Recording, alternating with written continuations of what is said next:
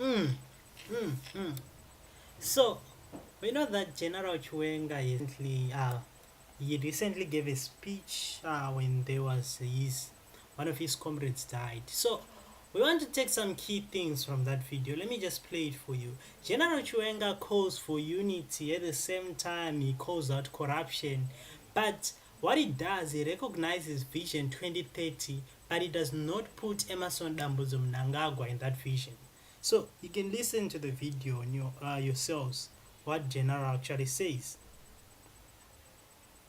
Nyika inodzivirirwa nevene vayo, ilizwe lifikirwe ngevanikazi varo.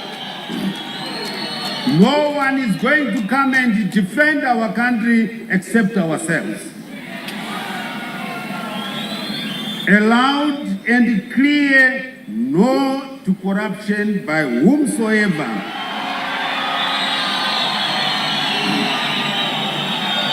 Corruption aborts our quest for sustainable economic development, peace and stability. Our struggle for independence was founded on the values of unity and love. These are timeless and ageless values which we must personify today and tomorrow, and which we must pass on to those who come after us. They make a nation. They give character to a people.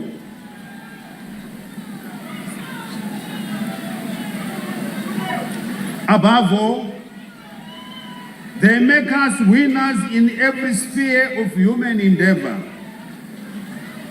As we strive to develop our country, what must always guide us is the need to shun hatred and to embrace each other through love, tolerance, and forgiveness. So in this message, you also see that General Chiwenga starts speaking about the importance of having tolerance, the importance of having a united front in Zimbabwe. Now, this can be interpreted in two ways. One way of interpreting this, you can interpret it as that he's calling all Zimbabweans to end this whole 2030 thing by actually uniting together and fighting the 2030 thing, because contrary to other people that have been in ZANU-PF or that are actually ZANU-PFist or something of that particular sort, you tend to see General Constantino Chiwenga here does not go further to say that ED 2030 or anything 2030 aningachipo to make it. I mean, in fact, General Constantino Chiwenga actually goes and actually tells us that he recognizes Vision 2030. Remember, I once posted a video here and I told you that Vision 2030 is actually a document policy of actually achieving Zimbabwe into an upper middle class income country. So basically with a GDP per capita of 5,000. So it does not recognize Mnangagwa as the president to lead it to Vision 2030.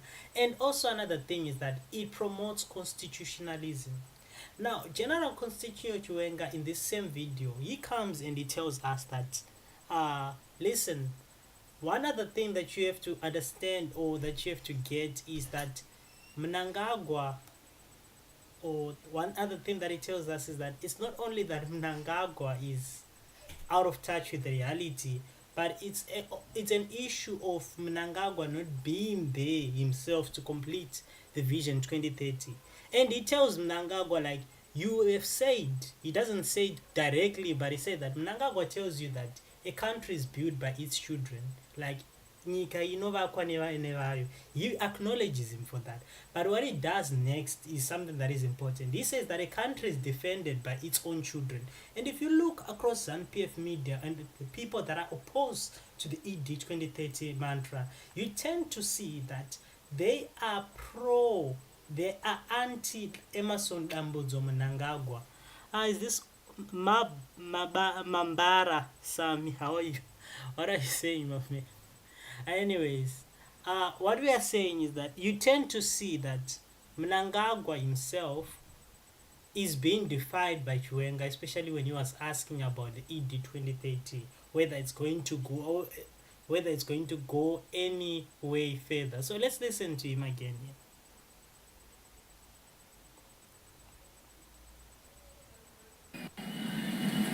If you become a false witness, then be it known that you are betraying these three comrades.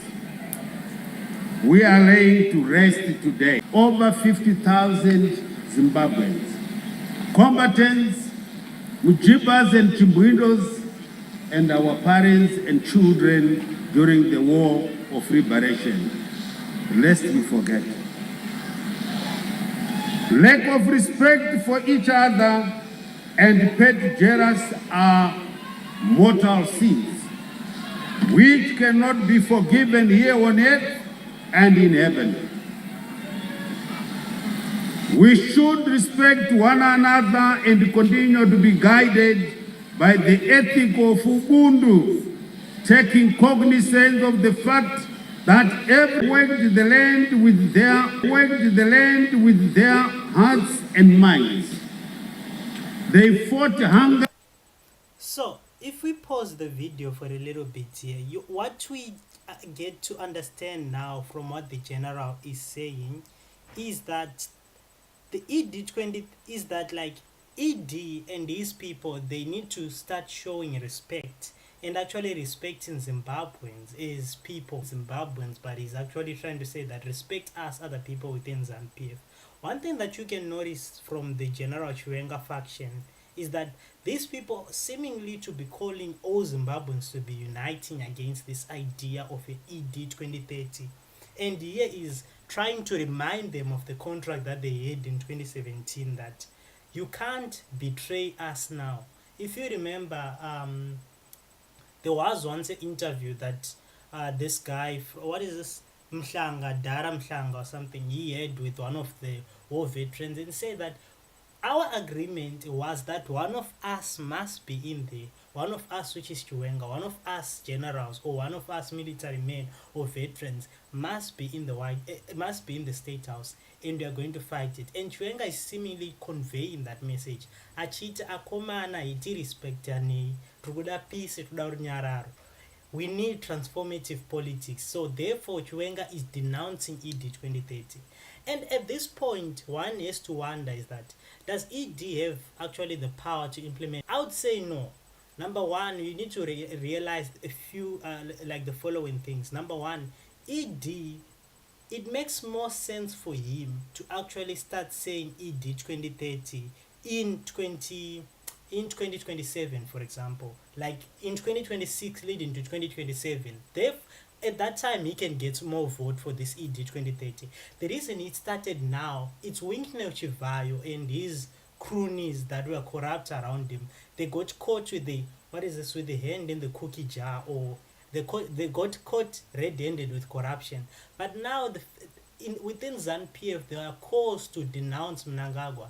And Mnangagwa is so desperate that he is trying to use any means available to him, because he's running out of time, to secure that ED 2030 so that it doesn't go out of power.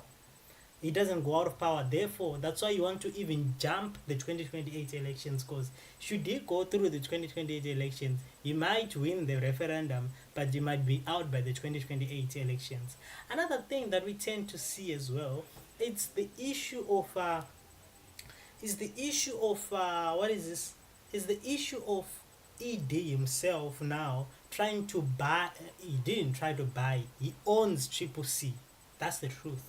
For ED 2030, and for some people, being a ED 2030 means that you don't have to go to prison once a new government is taken over, because they have so many skeletons in their cabinets. And we need to look at the issue of president, or people still call him President Nelson Chamisa, is that what I'm tending to see that within the Zimbabwean society, it seems as if most people are rather support General Chiwenga than Chamisa in this case, or they've faith in him than they faith in Chiwenga than Chamisa, because a lot of people are asking questions, including myself. I ask questions like, what led Chamisa to leave Triple C? I mean, Pastor Tapumane Messiah died. A lot of people died trying to campaign for Triple C. He was called the champion of change. And the first sign of trouble, Chamisa left the party. And the party, the same party that is now being used to promote the EDT agenda. And Chamisa, all he can do is tweet. Now, this is why you'd see that some of us would rather say that, you know what, I don't like Chiwenga, but if he is the only person that can actually resist ED 2030, in this case, would actually support him, or would actually, maybe campaign, make pause for him, or would campaign, or just be there to support him to go against the ED 2030. And by saying this, I cannot guarantee that you will not go down the route of ED. Maybe might be worse, but we need transformative politics in Zimbabwe at some point or another. We need to start changing governments from time to time to achieve to achieve at least a stable transfer of governance, maybe that can bring about tolerance. Not that this one-term president fits for all. I would rather support Chiwenga than letting Zimbabwe go to Mnangagwa in this dynasty. Look at Paul Kagame, and look at a lot of people think Paul Kagame is one of these heroes in Africa. We know him for what it is. Look at Africa. We know him for what it is. Look at Museveni, for example. They all promoted their sons. We haven't sustained an economy, for example. I'm not sure I was cut. We haven't sustained an economy, for example. I'm not sure I was cut off a little bit there, but what I'm trying to say is that they are also speaking about the third bid thing, and it failed. It failed dismally. And Trump, he could be setting himself up for failure even within the midterms that are coming in 2 years' time now, or in 2026. He could be setting himself for failure if he thinks that he can get a third term.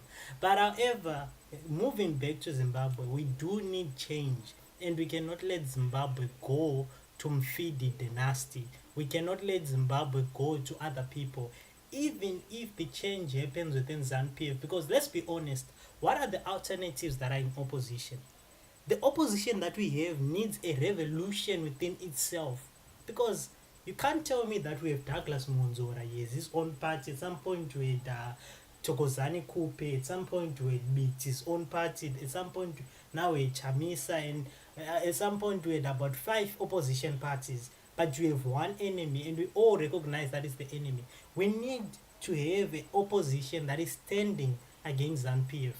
That is standing, and at this point, we rather have an opposition that's seemingly weak, that is seemingly timid, that seemingly shies away. Where is the opposition right now? The only person that I see, because I see some people like Monzora or something like that, Chamisa posts faces, and let's be honest about it.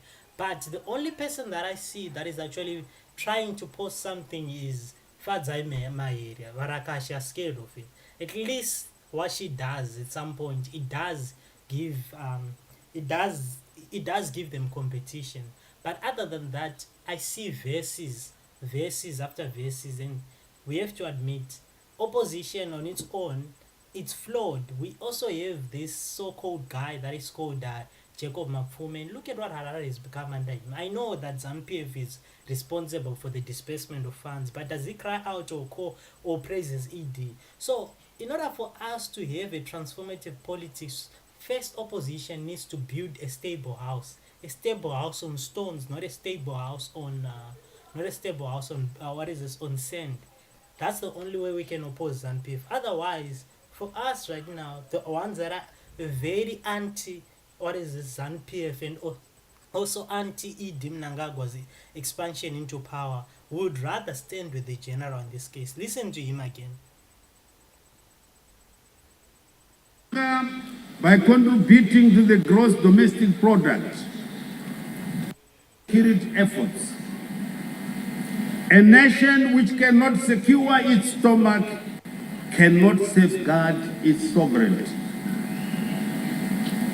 I call upon different sectors of our society, particularly in the media and communications fraternity at large, civil society and national interest-driven opposition political parties, and other social interest groups to play a very positive and significant role in the promotion of nation building and unity of purpose.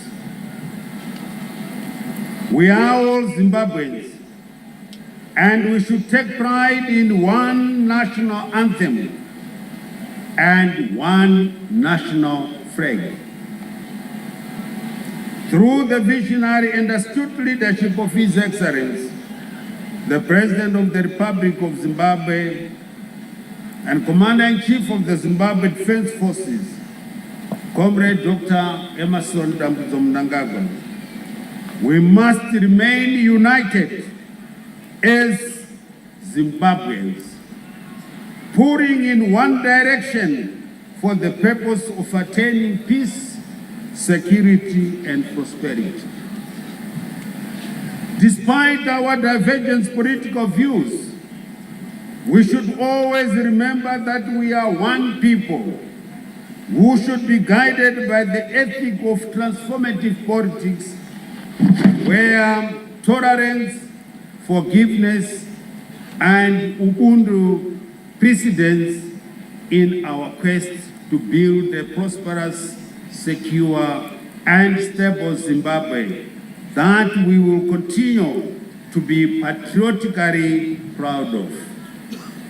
Fellow mourners, today we bury Major General Sizwe, Comrade Chumtengwene, Ambassador Vundura, alongside their colleagues at this national shrine for remembrance and eternal reverence. I say to the three departed heroes, Ambani kahle, vatwana vomhlabati. Fambai zvakanaka vana vefu. Go well, sons of prosperity of our motherland, Zimbabwe. We will defend this country to remember the thousands of those who perished in the armed struggle. I thank you.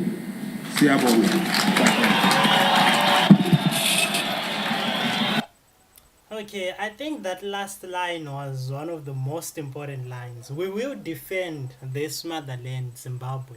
So, don't think that Chiwenga is not noticing all that thing that is happening on social media. What does he mean, we will defend that motherland, Zimbabwe? So in this case, General Constantino Chiwenga is basically telling you guys, or what he's basically telling Zimbabweans at this point, is that the defense of Zimbabwe, we will defend it against the people that want to take it and make it their personal property. So he's speaking to the Lacoste faction or the ED 2030 faction. He's speaking to those people that are allowing the Chinese to milk this country. He is speaking to the people that are trying to do corruption or robbing the country's space. He is speaking to the Winknell Chivayos. And ultimately, he is speaking to the gold runners. And at the end of them all, the person that is at the center of all of this, he is speaking to Emmerson Mnangagwa. However, he achieves this in a manner where he doesn't seem as if he is fighting Mnangagwa. He achieves this, including even mentioning that under his leadership, Emmerson Mnangagwa. But in contrast to all of these people that are calling for the ED 2030 plan or the ED 2030 mantra, one thing that you notice is that at his public gathering, he never said ED 2030 or 2030 Mnangagwa Nengwa Chiripo. He didn't say that. What he does say is that he recognizes the Vision 2030, like I'm repeating that again. He recognizes the Vision 2030 as a policy document of the government, but not with ED leading it to 2030. And he is recognizing the country again as a republic that is willing to achieve something that is tangible. By that I mean that General Constantino Chiwenga is basically anti-ED 2030. And then that leads to the deeper, that leads to one question. Can the referendum be passed, or can the referendum actually be successful? If you, yeah, if signs remain the way that they are right now, or if things remains the way that they are, Emmerson Mnangagwa might not even make it out of Cricket Farm back to the State House. He could not. He cannot even make it. Like all those audios that have been saying of Comrade Nyokema Bono, for example, he might not even make it if things remain the way they are. And the whole thing of calling parliamentarians to his farm, I would say it's just a farce. It's just a thing of trying to puff himself up as if he has more support within society, but he does not have any to call out for this ED 2030 thing. And Mnangagwa, should the referendum actually go, and if it's free and fair, he will fail. If they are going to rig the referendum elections, he will fail. So it's skipping the referendum, jumping the elections to actually achieve the ED 2030. And whatever happens, we will be. I don't want to call Peter for the man, but whatever happens, we'll be here to marinate you with the truth. But anyways, call it out wherever you are, call out the. Be an anti-ED 2030. Be an anti-expansionist.